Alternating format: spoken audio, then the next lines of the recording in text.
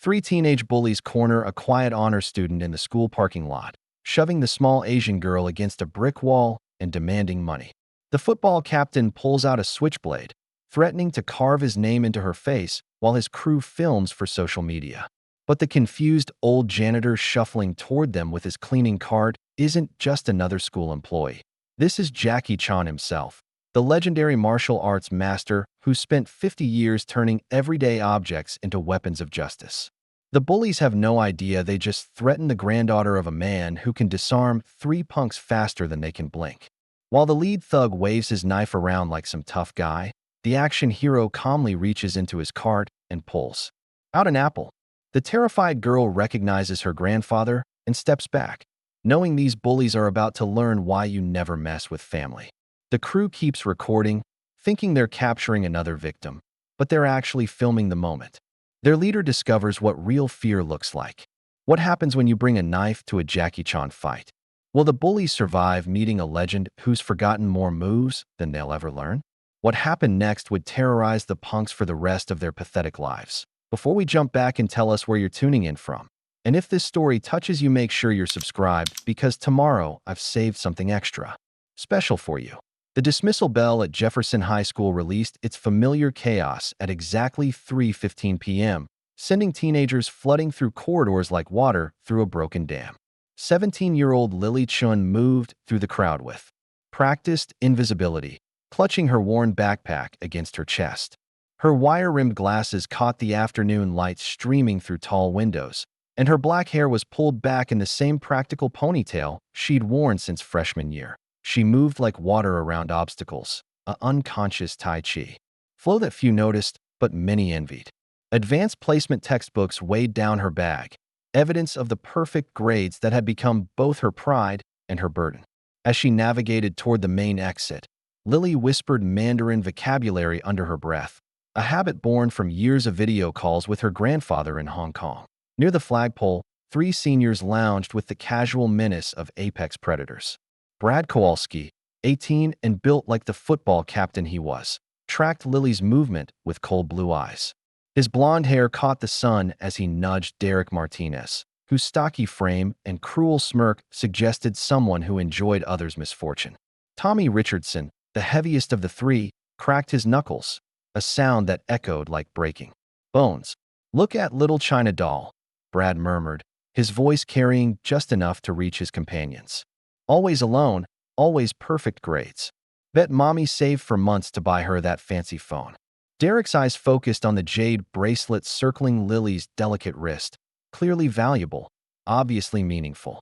"Family heirloom," he observed with the calculating coldness of someone appraising merchandise. Tommy shifted his weight, massive. Hands flexing.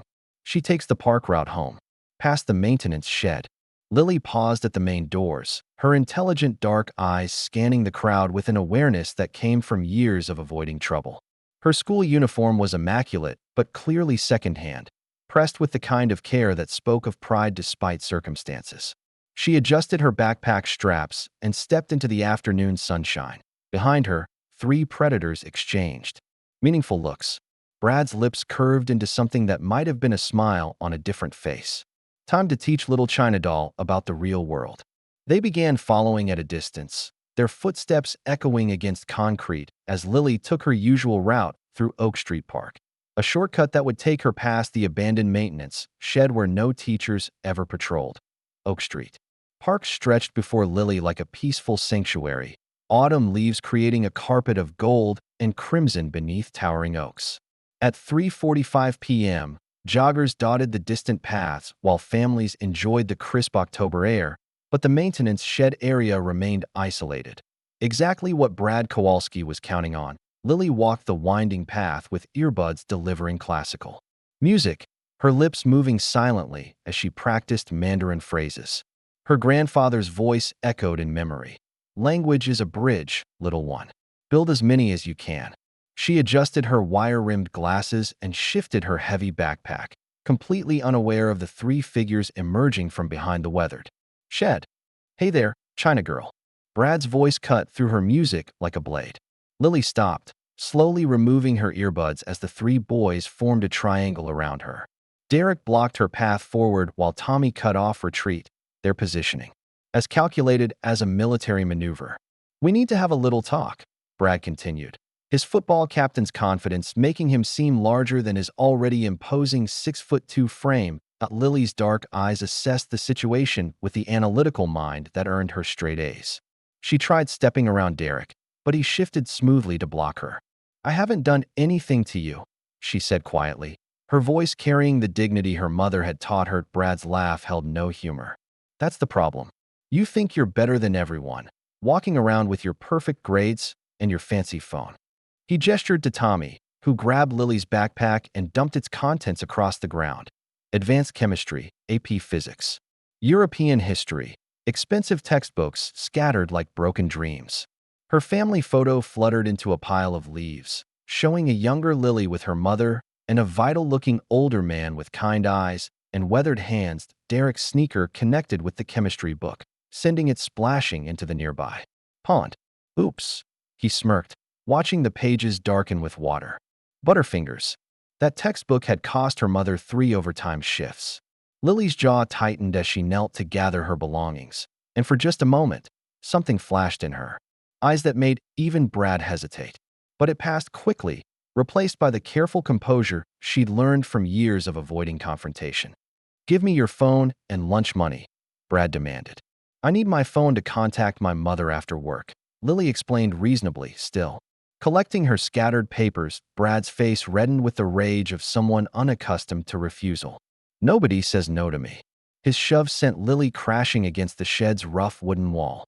Her glasses flew off, skittering across fallen leaves as she slid down the splintered surface, scratches blooming across her arms like red flowers. Tommy's boot came down on her glasses with deliberate cruelty, the crack echoing like breaking bones.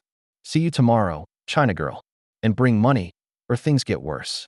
Lily's modest apartment welcomed her at 4:30 p.m. with the familiar scent of jasmine tea and the subtle evidence of financial struggle. Secondhand furniture arranged with care, discount groceries organized with military precision, bills stacked on the kitchen counter like accusations. She slipped through the front door quietly, hoping to reach her bedroom before her mother returned from the double shift that kept them afloat. The bathroom mirror revealed the afternoon's damage. Scraped arms that would need cleaning, a forming bruise on her shoulder where she'd hit the wall, her school uniform's torn sleeve hanging like a surrender flag. She worked methodically, applying antiseptic with the steady hands she'd learned helping her mother study for nursing certification exams. In her bedroom sanctuary, family photographs created a gallery of love and loss. Her father in military dress uniform, forever frozen at 25. Her mother's nursing school graduation, pride shining through exhaustion. And prominently displayed, several photos of Lily with an energetic older man whose weathered hands spoke of decades spent in dangerous work, whose eyes held both gentleness and steel. "They want me to be afraid, Grandfather Jackie," she whispered in fluent Cantonese to his photograph. "But you taught me that fear is just energy waiting to be transformed." The Tai Chi routine flowed like water through her small room, movements her grandfather had taught her through countless video calls across oceans and time zones. Her balance was perfect, her form flawless, revealing years of dedicated practice that most people never suspected. As she moved, her breathing steadied and the afternoon's humiliation transformed into something harder, more focused. She opened her worn journal, writing the day's entry as she did every evening. "Grandfather, the bullies think they know who I am, but they've never met our family." Her broken glasses lay on the desk like evidence, their twisted frames catching lamplight. Lily pulled out her backup pair, older, less stylish, but functional. Tomorrow she would try again to make peace, to find the reasonable solution that avoided violence. But if that didn't work, she didn't finish the thought, instead practicing a particularly complex Tai Chi form that flowed like water but could strike like lightning. Her jade bracelet caught the light as she moved, the gift from her grandfather. A constant reminder that she carried more than just his teachings. When Susan arrived home at 8, exhaustion weighing her shoulders despite her cheerful call, Lily had changed into casual clothes and hidden the evidence of her afternoon. Over dinner, she forced brightness into her voice. "School was fine, Mom. Just the usual. But as her mother talked about patience and overtime shifts, Lily touched her jade bracelet and made a silent decision that would change everything. Wednesday morning arrived gray and cold, matching the dread that had settled in Lily's stomach. Overnight, she entered Jefferson High at 7:45 a.m., 30 minutes before most students, hoping the library sanctuary would provide shelter until first period. Her backup glasses felt foreign on her face, and long sleeves concealed yesterday's battle scars. The hallways echoed with the hollow sounds of early morning. Teachers setting up classrooms, dedicated students claiming study spaces, the quiet. Before the storm, Lily organized her locker with mechanical precision, replacing her water-damaged chemistry book with a borrowed copy that would have to suffice. "Look, guys, she's got spares." Brad's voice cut through the morning quiet like breaking glass. The three predators had arrived early too, bringing reinforcements. Two sophomore football players whose eager expressions suggested they were auditioning for cruelty. Derek held a small digital camera, his technical skills now weaponized for humiliation. "Must have money after all," Brad continued, his cold blue eyes studying Lily's backup glasses. "Smile, China girl. We're making a documentary about proper respect." The humiliation began systematically. They forced Lily to carry their books, her slender arms straining under textbooks that weren't hers. Derek filmed as she cleaned dirt from Tommy's sneakers with her own napkin, her movements careful and precise despite the degradation. Other students began gathering, some watching with uncomfortable fascination, others pulling out phones to capture the spectacle. "Say it," Brad commanded. "Say, 'I am not worthy.'" The hallway fell silent except for the soft whir of recording devices. Lily set down the books with deliberate calm, her dark eyes meeting Brad's cold stare. "I won't do this anymore." The simple statement carried the weight of mountains. Students stopped walking, teachers paused in doorways, and even the sophomore wannabes shifted uncomfortably. Brad's face transformed from confident cruelty to murderous rage at being defied so publicly. Without warning, his hand whipped across Lily's cheek, a slap that echoed through the corridor like a gunshot.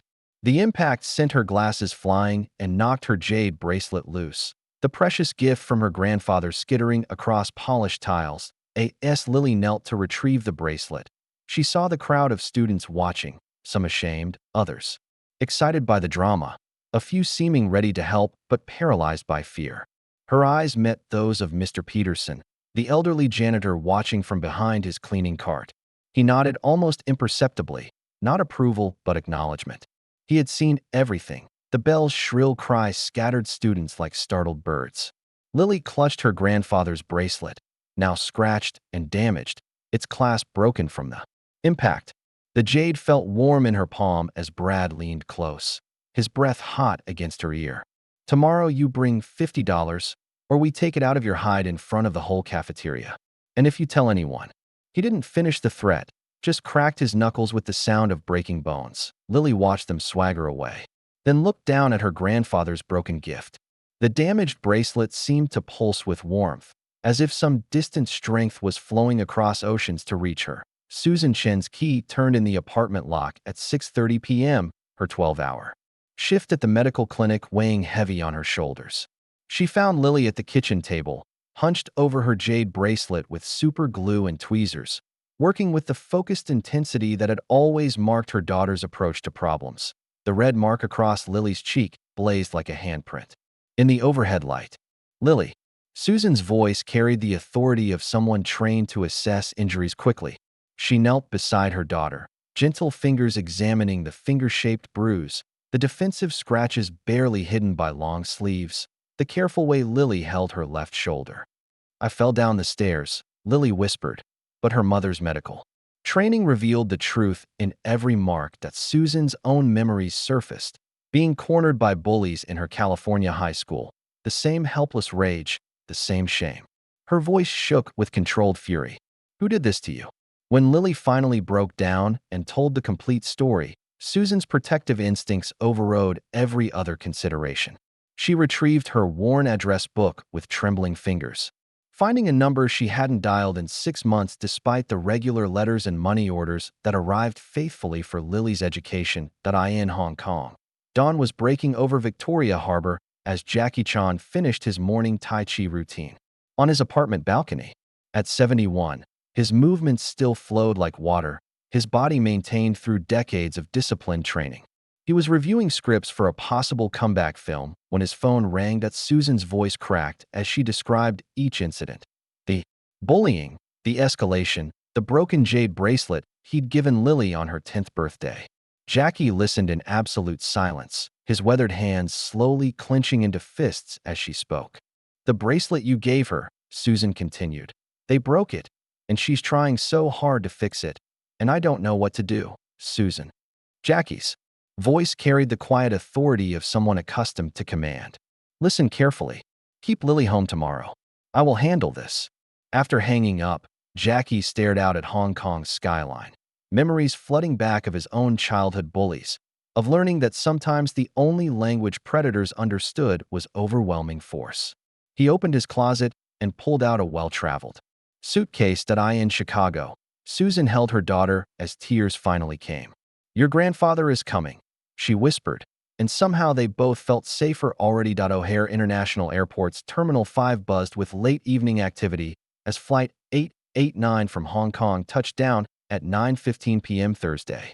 Among the tired international passengers shuffling toward customs, an elderly Asian man moved with deceptive ease despite carrying only a small duffel bag.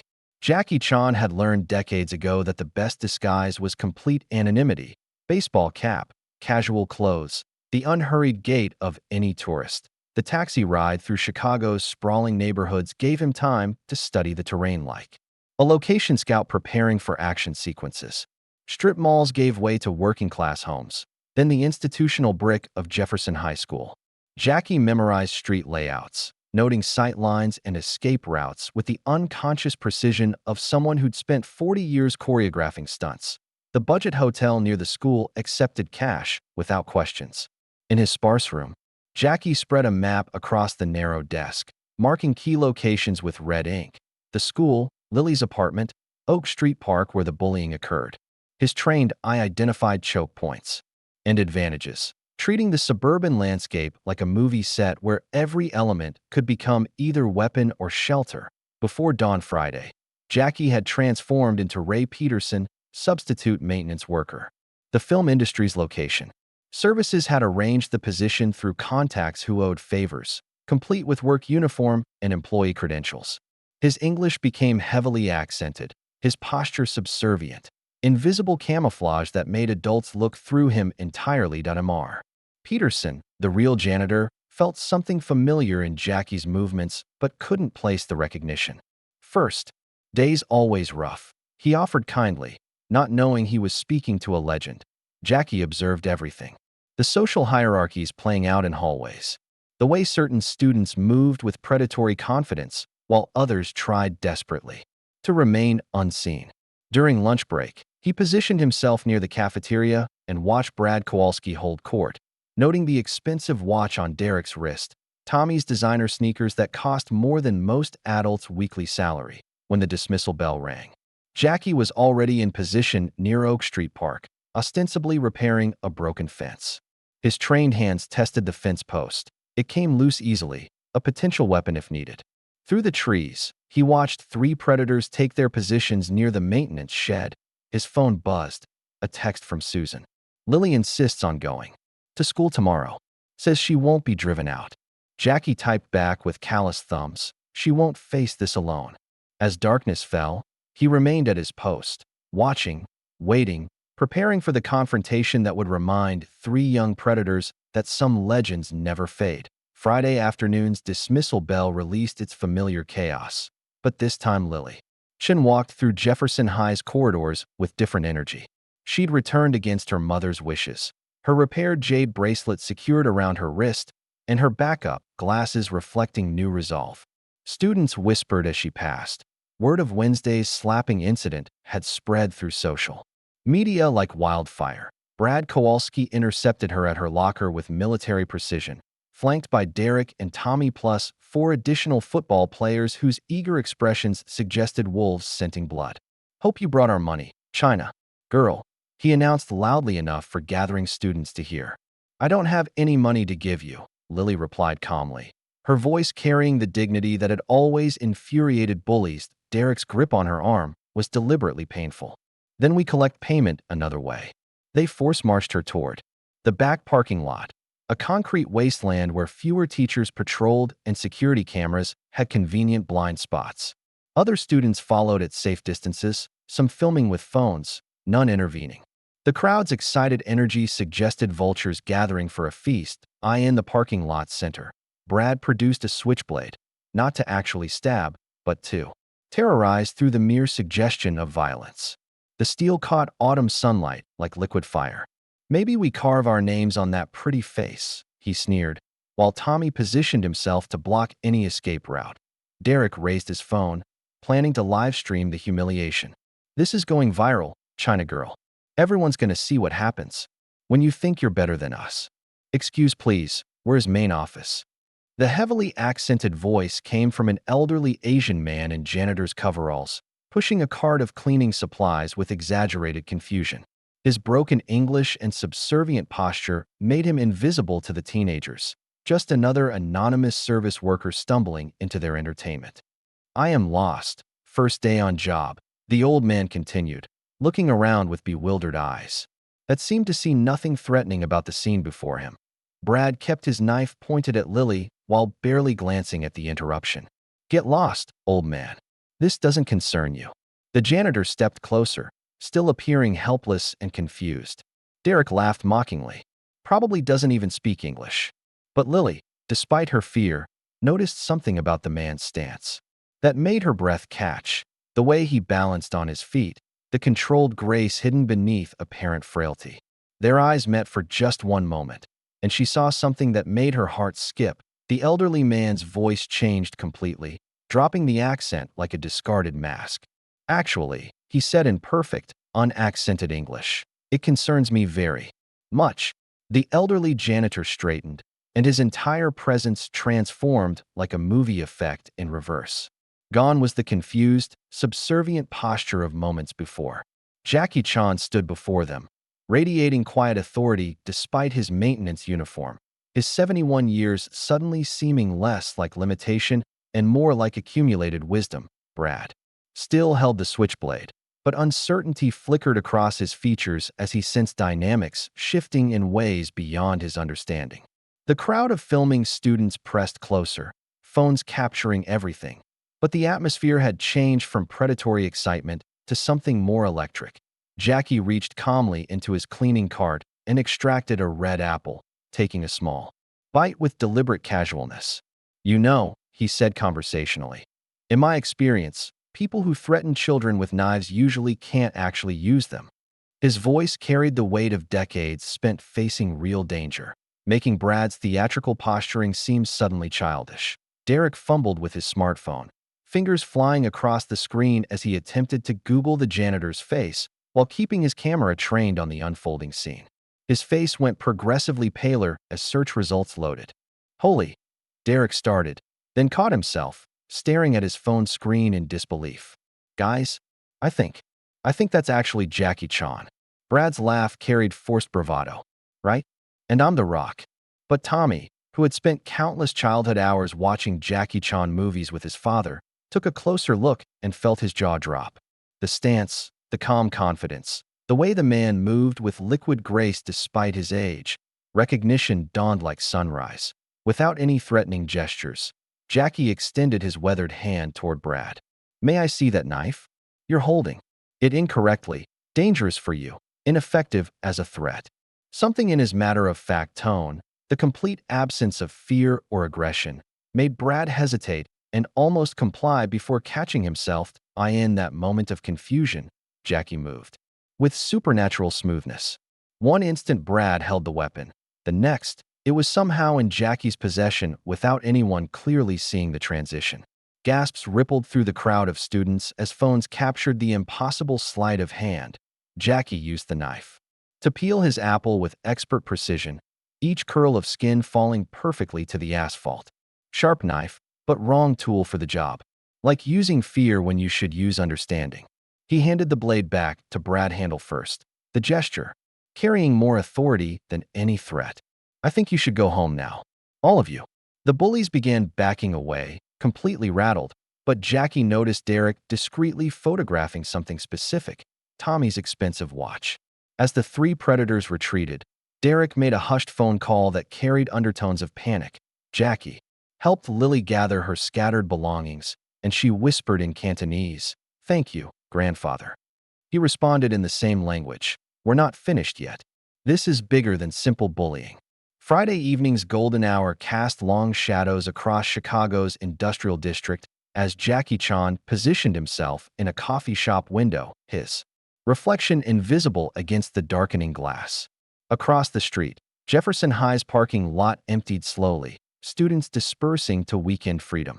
His trained eye tracked Brad, Derek, and Tommy as they converged near the flagpole, joined by two older teenagers he hadn't seen before. The five climbed into Derek's BMW, a vehicle far beyond any teenager's legitimate means. Jackie memorized the license plate while calculating pursuit routes through the city's grid system. 40 years of location scouting had taught him to read urban terrain like a tactical manual. The BMW led him through increasingly upscale neighborhoods toward an industrial zone where legitimate businesses mixed with operations that preferred operating in shadows. They stopped at a nondescript building bearing Midwest Import-Export signage, generic enough to deflect casual curiosity. From his concealed position behind a shipping container, Jackie observed the teenagers enter through a reinforced side door. The building showed signs of recent security upgrades, cameras at strategic angles, reinforced windows, the kind of modifications that suggested valuable cargo requiring protection. 20 minutes later, they emerged counting cash, several $100s each, based on their excited gestures. They were followed by a well-dressed man in his mid-40s, carrying himself with the confidence of someone accustomed to command. His slight Eastern European accent carried across the parking lot as he spoke quietly to Derek, handing him what appeared to be a list of names that Jackie's camera captured everything. License plates, building details, the teenagers' transformed demeanor. They weren't just receiving payment. They were reporting to a superior, accepting assignments with the efficiency of experienced operatives. When the man asked about the Chun girl, Derek showed him video from the parking lot confrontation. The man's reaction was immediate anger, not at the bullying, but at Jackie's interference. He made a phone call, speaking rapidly in what sounded like Russian, his tone suggesting urgent damage control. As darkness deepened, more vehicles arrived, expensive sedans driven by adults in business attire, and a windowless van that disgorged several teenagers who appeared disoriented and frightened. Jackie realized with growing horror that he'd stumbled onto something far more sinister than schoolyard intimidation. His phone buzzed, Susan's text asking about his whereabouts. He responded tersely, "Working late. Keep doors locked tonight." The real work was just beginning. Saturday evening's library closing time brought deceptive tranquility to downtown Chicago's cultural district. Despite Jackie's warnings, Lily had insisted on attending her AP Physics study group. Her project deadline couldn't accommodate family emergencies. Jackie positioned himself across the street with clear sight lines to all exits, while Susan waited in the lobby as backup security. At exactly 8 p.m., Lily emerged with three classmates, bidding farewell to her study partners with the same quiet courtesy that made her both invisible and vulnerable. Jackie's trained eye immediately identified the threat, a black SUV parked half a block away. Two men in dark clothing positioning themselves near the bus stop with predatory patience. The setup was textbook professional. They were herding Lily toward a predetermined kill zone where civilian witnesses would be minimal and escape routes limited. Jackie's decades of choreographing action sequences allowed him to read their tactical positioning like sheet music. The two men approached with casual precision, one asking for directions while the other flanked Lily's position. When she politely tried to help with navigation, the first man's grip locked around her arm with practiced efficiency. "Come with us quietly, and nobody gets hurt," he said in accented English. The second attacker produced what appeared to be a tranquilizer device, its medical appearance designed to minimize witness concern. Several evening joggers noticed the commotion but hesitated to confront two large men who moved with obvious experience in violence. Jackie crossed the street with supernatural speed, his body transforming from elderly grandfather to lethal weapon. In heartbeats, The first attacker found himself airborne before comprehending what hit him. A classic judo throw that redirected his own momentum into unconsciousness-inducing contact with concrete. The second man swung his tranquilizer at Jackie, who caught the wrist with pressure point precision, forcing weapon release through nerve manipulation rather than brute strength. The device clattered across pavement like broken hopes. True to his legendary style, Jackie transformed the urban environment into his arsenal. A newspaper stand became a launching platform for aerial assault. A nearby bicycle served simultaneously as shield and projectile, and the confrontation ended with both attackers tangled in decorative fence chain like Christmas presents wrapped by a tornado. The entire sequence lasted less than 90 seconds, combining lethal effectiveness with Jackie's trademark inventiveness that made violence seem almost choreographed rather than brutal. Sirens approached as Susan's 911 call brought official response. The black SUV accelerated away, abandoning their captured operatives to police custody. Detective Ray Murphy arrived on scene, his weathered face showing amazement at seeing his old friend. "Jackie Chan," he said with genuine warmth. "Should have known you'd be in the middle of something this crazy." Jackie's expression remained grim as zip ties secured the unconscious attackers. "Ray, this is just the beginning." Chicago police station's fluorescent lights cast harsh shadows across Detective Murphy's cluttered office as the clock approached 10:45 p.m. Jackie, Lily, and Susan huddled around Murphy's desk, giving statements about the attempted kidnapping. While the two attackers remained stubbornly silent and holding cells, professional criminals who understood that cooperation meant death, Murphy's weathered fingers drummed against his keyboard as fingerprint results populated his screen. "These guys are known associates of Eastern European organized crime," he revealed, his voice carrying the weight of years spent fighting losing battles against well-funded criminals, connected to human trafficking networks across 3 states. The warehouse Jackie had identified traced back through multiple shell companies, each layer designed to obscure ownership and complicate prosecution. "We've been watching this operation for months," Murphy admitted with obvious frustration. "But we haven't been able to penetrate their security." Jackie's phone shattered the tense silence with its shrill ring. Derek Martinez's voice trembled through the speaker, fear overwhelming his usual cruel confidence. "Mr. Chan, they have your daughter-in-law. Susan's been taken from the hospital." Parking lot. Susan's sharp intake of breath echoed through the office as Derek continued with desperate urgency. "If you don't bring Lily to Warehouse 47 by midnight, they'll kill her." In the background, Susan's mother's voice carried across the connection, terrified but trying to project strength. "Don't listen to them. It's a trap." Murphy immediately began mobilizing a tactical response team, but Jackie's experience with hostage situations made the futility obvious.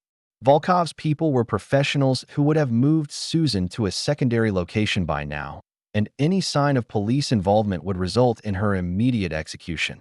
Lily surprised everyone by stepping forward with quiet determination. "I'm going. It's the only way to save Mom's mom." Her dark eyes held the same steel that had made her grandfather legendary. Jackie had 30 minutes to devise a strategy that would save 3 lives against overwhelming odds. He studied warehouse blueprints while Murphy provided tactical intelligence, secretly, palming several small devices from his film prop collection. Smoke pellets and flashbangs that looked innocuous but could create crucial distractions. "They expect a terrified girl and a helpless old man," Jackie explained to Lily as they prepared for what might be their final journey together. "We'll give them exactly what they expect, until we don't." Warehouse 47 loomed against Chicago's midnight skyline like a concrete monument to industrial decay, its windows dark except for harsh fluorescent squares on the second floor where predators conducted their business. Jackie and Lily approached in Murphy's disguised taxi, playing their roles as desperate grandfather and terrified victim, while armed guards watched from strategic positions around the building's perimeter. Marcus Volkov met them at the main entrance. With supreme confidence, flanked by 6 armed men whose professional bearing suggested military backgrounds corrupted by criminal employment.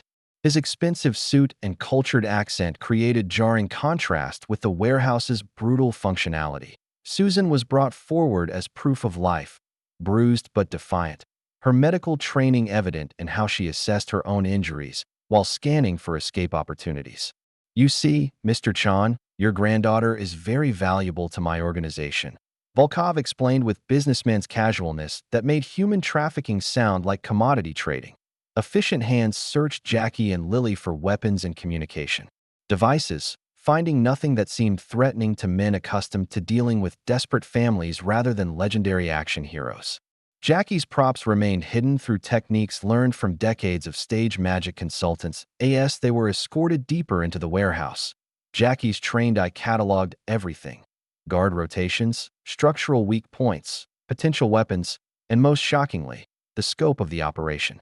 Dozens of teenagers from various ethnic backgrounds filled improvised holding areas, their hollow expressions speaking of systematic psychological breaking designed to create compliant victims. Volkov's office overlooked the warehouse floor like a theater box, its windows providing clear view of the human merchandise below.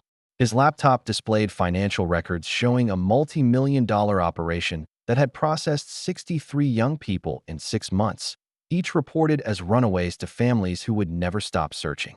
"Your granddaughter will be number 64, Volkov announced with casual pride, as if discussing quarterly earnings rather than destroyed lives. Detective Murphy's arrival with a SWAT team should have been salvation, but instead represented ultimate betrayal. Murphy walked directly to Volkov's desk and accepted an envelope of cash without meeting Jackie's eyes. "Sorry, Jackie," he mumbled. "Nothing personal, but my pension doesn't cover gambling debts." With their only law enforcement contact revealed as corrupted, Jackie and Lily were separated and confined in different areas. Jackie was locked in a reinforced storage room while Lily joined the other captive teenagers, and through his small window, he could see Volkov setting up video equipment for some kind of broadcast. The trap had closed perfectly, and for the first time in decades, Jackie Chan appeared genuinely helpless. Sunday morning arrived with the cruel indifference of time that refused to acknowledge human suffering.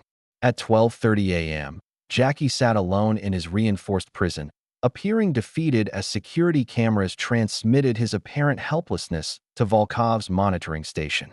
His shoulders slumped with exhaustion, every line of his 71 years visible, under harsh overhead lighting, but appearances deceived. Jackie's eyes remained active, studying ventilation systems, electrical conduits, and structural weaknesses with the methodical precision of someone who had spent decades analyzing environments for maximum tactical advantage. His fingers worked steadily at his restraints, using techniques learned from escape artist consultants who had advised his films in the main holding area. Lily found herself among 47 other captive teenagers representing a geographic cross-section of Middle America's missing children. The older kids had developed survival hierarchies to protect younger ones, creating makeshift families bound by shared trauma and desperate hope. Lily quickly identified natural leaders and began communicating in multiple languages: Cantonese with other Asian captives, Spanish with several Latino teenagers, English with everyone else. Her intelligence gathering revealed guard routines, meal schedules, and the location of emergency exits that remained locked but not necessarily impassable. Volkov addressed his online audience with the enthusiasm of someone hosting premium entertainment. Wealthy buyers from around the world had paid substantial fees to witness tonight's special event, the public execution of legendary action hero Jackie Chan, broadcast live to demonstrate that no one could challenge their organization with impunity. The psychological impact would be devastating. If Jackie Chan could be broken and killed on camera, what hope did ordinary people have against such power? The message would resonate through law enforcement agencies and potential heroes worldwide. Resistance was futile. Guards dragged Jackie to the warehouse's center floor, chaining him to a support pillar beneath professional lighting equipment. Multiple cameras captured every angle as Volkov explained to his audience how they had captured the famous martial artist, his voice carrying the satisfaction of a predator displaying a trophy kill. Jackie played his part perfectly, appearing broken and defeated while begging for Lily's life in a voice cracked with age and desperation. What the cameras didn't capture was his systematic testing of chain strength, his memorization of guard rotation timing, and the tiny smoke devices he continued dropping from concealed pockets. As midnight approached, and Volkov raised his pistol. For the cameras, Jackie hung his head in apparent defeat while silently counting down in Cantonese. Lily, watching from the holding area, recognized the numbers and realized her grandfather had been planning something all along. T3. Every light in the warehouse suddenly died. Emergency lighting bathed Warehouse 47 in hellish red shadows, as backup generators struggled to maintain essential systems. Jackie appeared unconscious, hanging limply from his chains with blood trickling from his mouth. A performance so convincing that even Lily momentarily believed her grandfather had been beaten into submission. That Volkov's rage at the power disruption manifested in vicious kicks aimed at Jackie's ribs, his expensive shoes delivering punishment with methodical cruelty. Restore main power immediately. He screamed at his technicians while camera operators adjusted to the emergency lighting conditions. The power outage had been caused by Jackie's strategically placed smoke devices, designed to activate near electrical panels and create precisely this kind of systematic failure. But the plan had only partially succeeded. Backup systems maintained enough functionality for Volkov's operation to continue, and his men adapted quickly to low-light conditions using tactical flashlights to demonstrate continued control and punish Jackie's earlier interference. Volkov ordered his men to beat the legendary martial artist while cameras rolled for the international audience.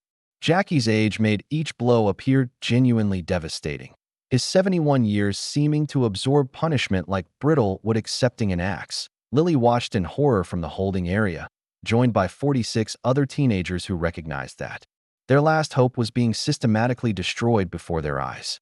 Several younger children began crying, while even the tougher kids looked increasingly demoralized as their potential savior appeared helpless.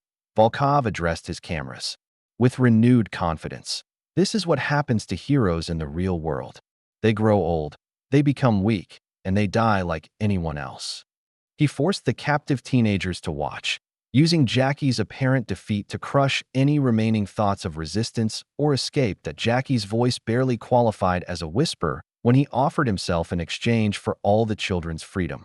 Not just Lily, but every captive in the warehouse. His plea carried the broken desperation of someone whose legendary strength had finally met its match. Please, they're just children. Take me instead. Volkov's laughter held genuine amusement at this pathetic display, telling his online audience that even the greatest action heroes became cowards when faced with real consequences rather than movie stunts. But what no one realized was that Jackie's apparent defeat was strategic positioning. The blood came from concealed capsules, movie tricks that had fooled audiences for decades. His seeming weakness had made the guards overconfident and sloppy, creating exactly the opening he needed. Volkov announced that Jackie's execution would be delayed until dawn, but every hour until then. One captive teenager would die as punishment for his interference. As 1 a.m. approached, and 14-year-old Amy knelt beside Jackie awaiting execution. Lily noticed something others missed. Her grandfather's fingers moving in the Tai Chi pattern that meant prepare for storm. At precisely 1 a.m., as Volkov's finger began squeezing the trigger aimed at 14-year-old Amy's trembling head, Jackie's eyes snapped open with startling clarity. In one fluid motion that defied his apparent injuries, he broke free from loosened chains and struck 3 pressure points on the nearest guard, dropping him like a felled tree. The warehouse erupted into chaos as Jackie moved with the legendary speed that had made him immortal on film. But this time, he wasn't performing alone. Lily had spent the tense minutes organizing a coordinated resistance using skills learned from their zoo training session. Speaking rapidly in English, Spanish, Cantonese, and Korean, she had created a teenage army bound by shared desperation and newfound hope. The older, stronger captives formed barrier teams using overturned tables and scattered equipment, while younger ones focused on escape routes that Lily had identified during her systematic observation. Every space has tools, Jackie had taught her, and now Lily proved she'd absorbed the lesson completely. Industrial chains became weapons, cleaning chemicals created choking smoke screens, and the warehouse's own conveyor systems transformed into rapid transport for friendly forces and dangerous obstacles for enemies. As Jackie engaged Volkov's men in spectacular combat, displaying the environmental mastery that had defined his career. Lily demonstrated that leadership ran in the Chan family bloodline. She coordinated 47 teenagers with the tactical precision of a seasoned military officer, turning victims into an effective resistance force. Tommy Richardson, the heavy-set former bully, proved his transformation was genuine by using his natural strength to protect younger children rather than intimidate them. Brad Kowalski employed his football captain's leadership skills to coordinate escape routes, while Derek Martinez turned his technical abilities toward jamming Volkov's communication systems. That Jackie's signature fighting style reached full flower, as he used forklifts as launching platforms, turned loading equipment into projectiles, and demonstrated why decades of creative combat had made him legendary. Every movement flowed like water while striking like lightning, proving that true skill only improved with age. The warehouse became a three-dimensional battlefield where heroes operated on every level, Jackie handling the professional criminals, while Lily's army secured the civilians and neutralized supporting threats. Volkov retreated to his fortified office with his remaining men. But he had made a critical tactical error by trapping himself in the one location Jackie had been systematically maneuvering to reach. Sunday morning's darkness deepened around Warehouse 47 as Volkov barricaded himself behind reinforced steel doors with 6 heavily armed operatives, their automatic weapons creating impressive firepower in the confined office space. Through security monitors, he watched Jackie climb the exterior stairs alone, apparently planning to assault an impregnable position with nothing but martial arts and stubborn courage. But Jackie didn't attack directly. Instead, he began systematically, dismantling the warehouse's infrastructure with the methodical precision of someone who understood that buildings were merely large, complex machines.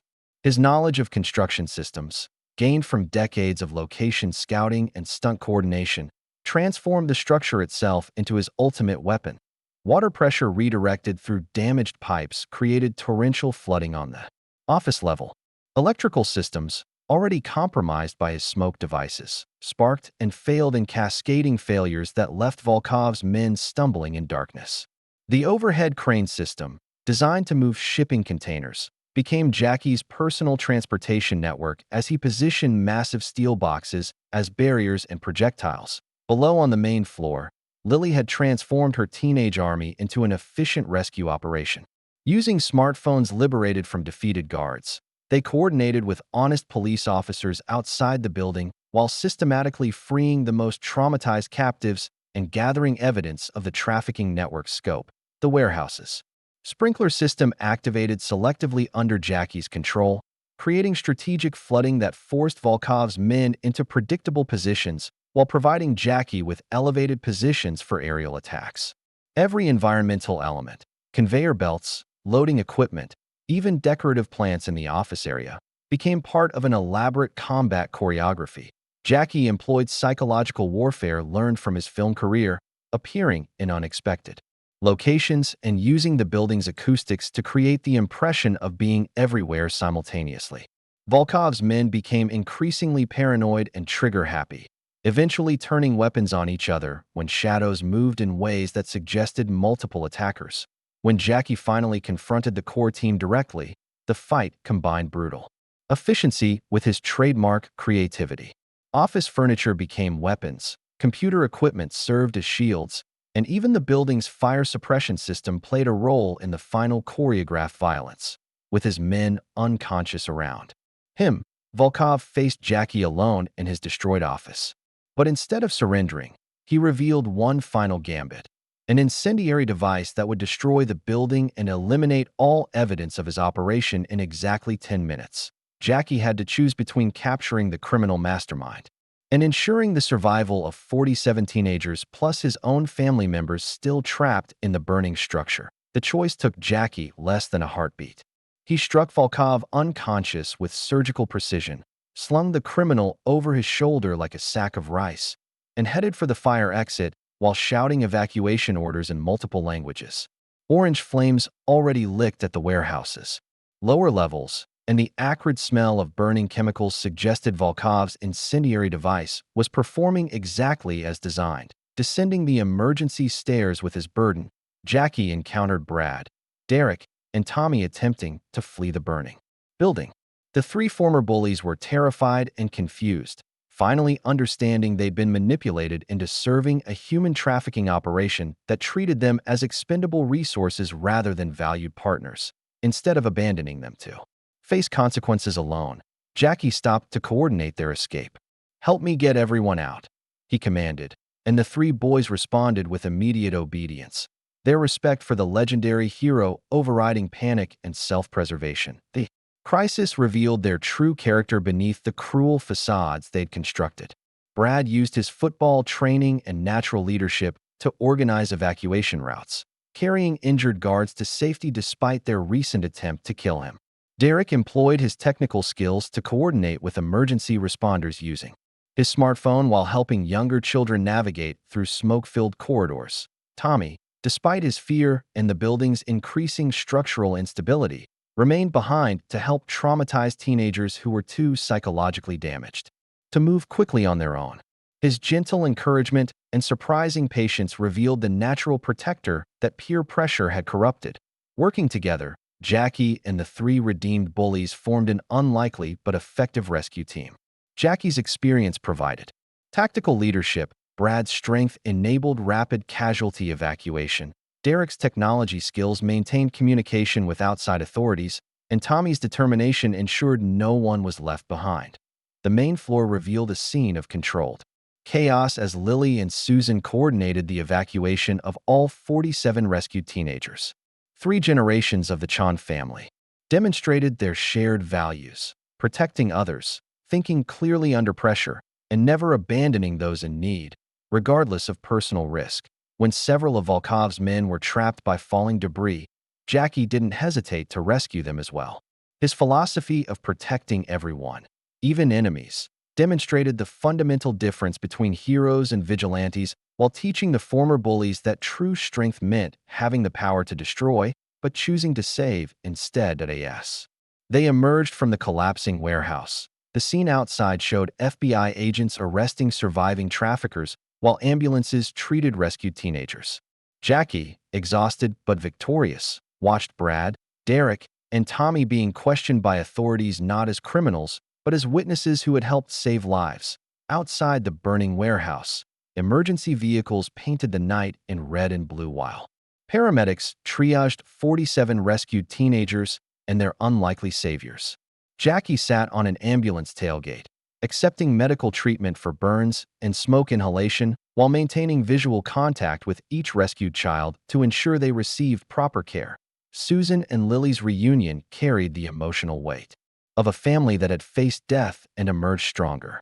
But their embrace was interrupted when Susan realized the full scope of what her father-in-law had accomplished, not just saving their family, but dismantling an international criminal network that had destroyed hundreds of lives. For the first time, 3 generations of the Chan family functioned as a true team.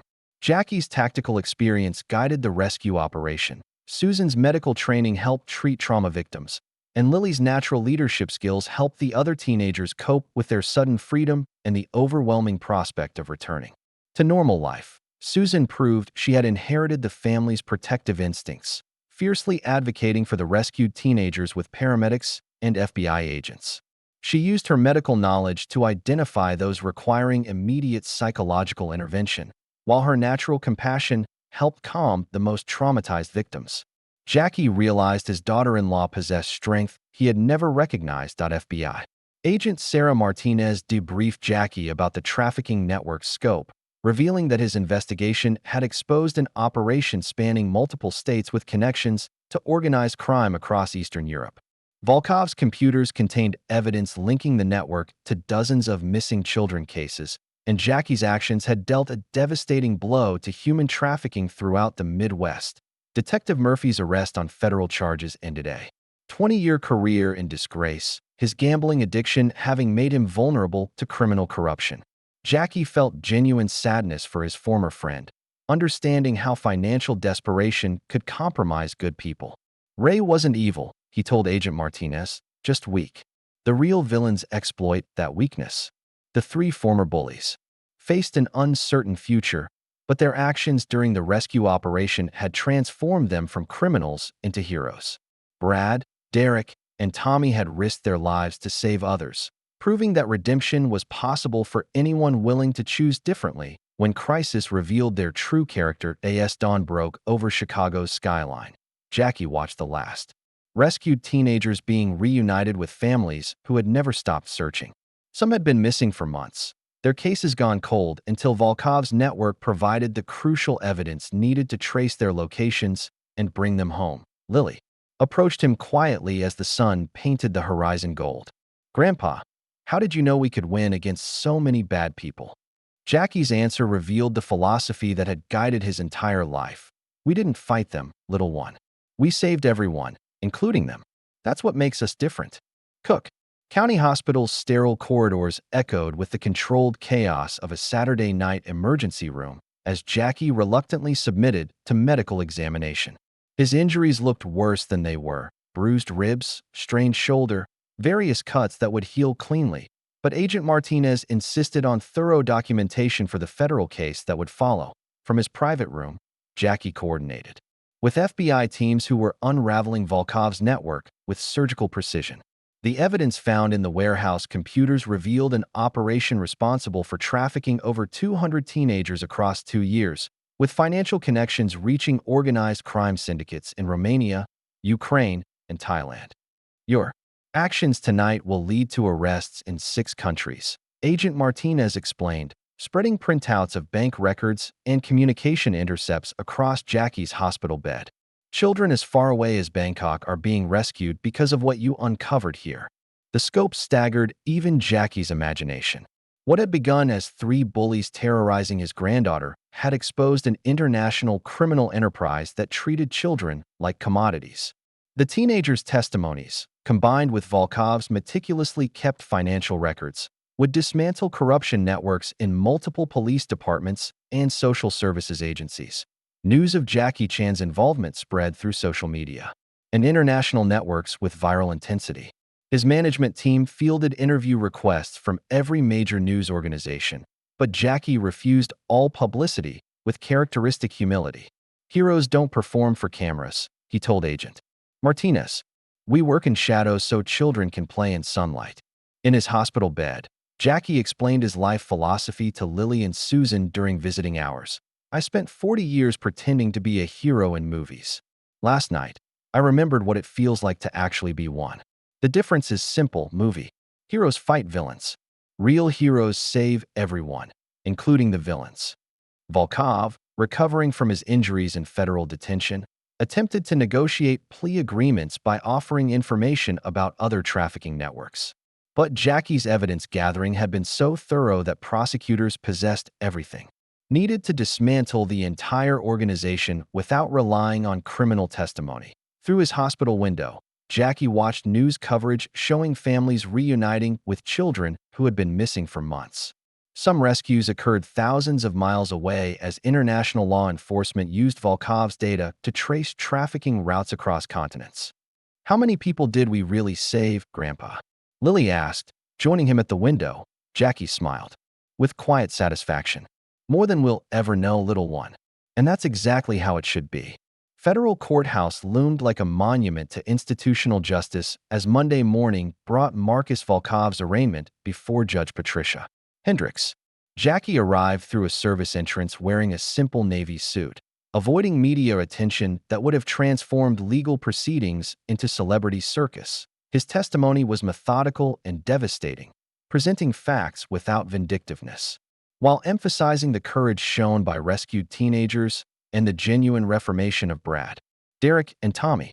Even in court, Jackie's focus remained on healing rather than punishment, though his detailed evidence left no doubt about Volkov's guilt. Lily took the witness stand with remarkable composure, her clear voice describing not just the trauma she had endured, but her determination to ensure no other children would suffer similar exploitation.